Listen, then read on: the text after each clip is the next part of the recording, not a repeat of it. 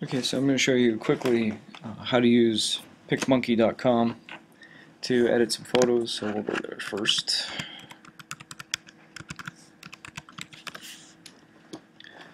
So there, simply hit the Edit Your Photo button there, look for something that you have saved. So on my desktop I already have a picture that I've saved that I know I'm going to use for this.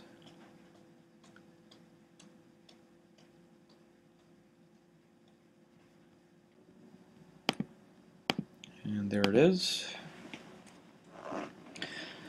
Okay, so the first thing that you probably want to do is learn the basic tools. So within this tool here on the left hand side, we can do things like crop, rotate, change the exposure so we can make it a little warmer, or a little darker. We could sharpen the image and also resize the image.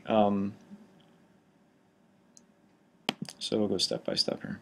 So basically here, if I want to crop it out, it looks like that.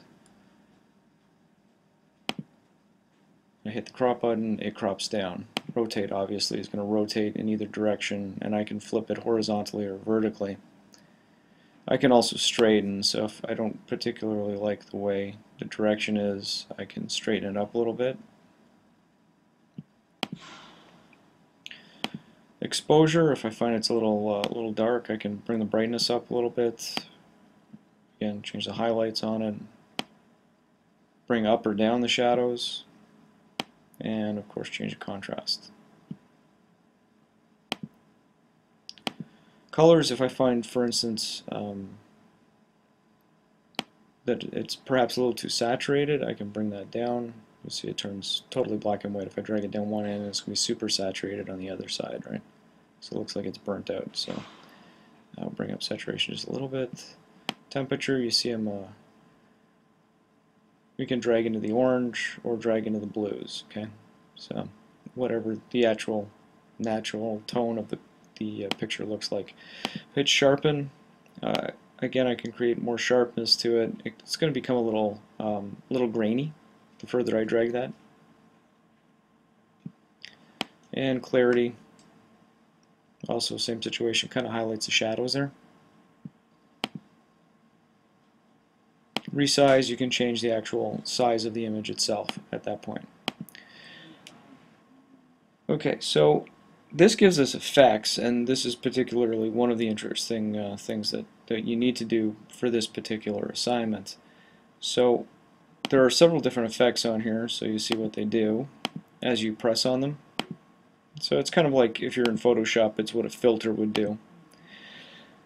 For this particular assignment, what I want you to do is use one of the focal tools.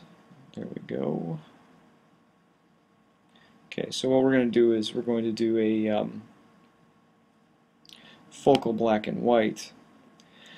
So in this case, I'm going to change the radius, the focal size. First I'm going to put the circle over right in the middle of my face.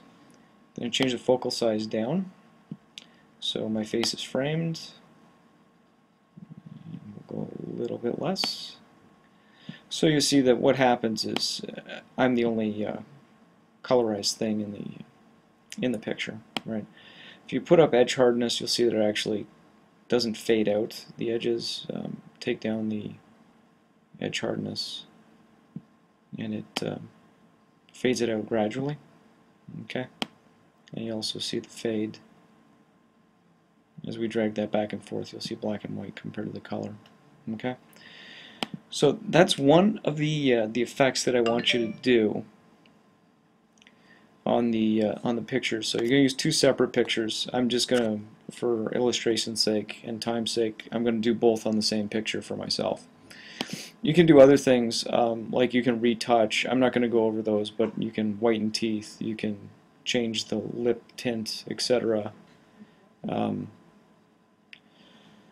For those of us who want to remove some wrinkles, we can do that as well. So hit apply there.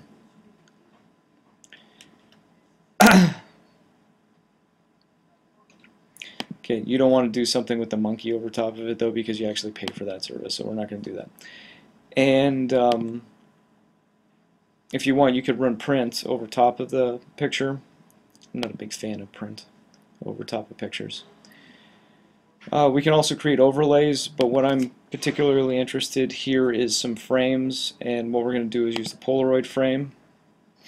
You're hopefully going to choose a sample color that, or a frame color that matches the color of the layout that you've chosen for your newsletter.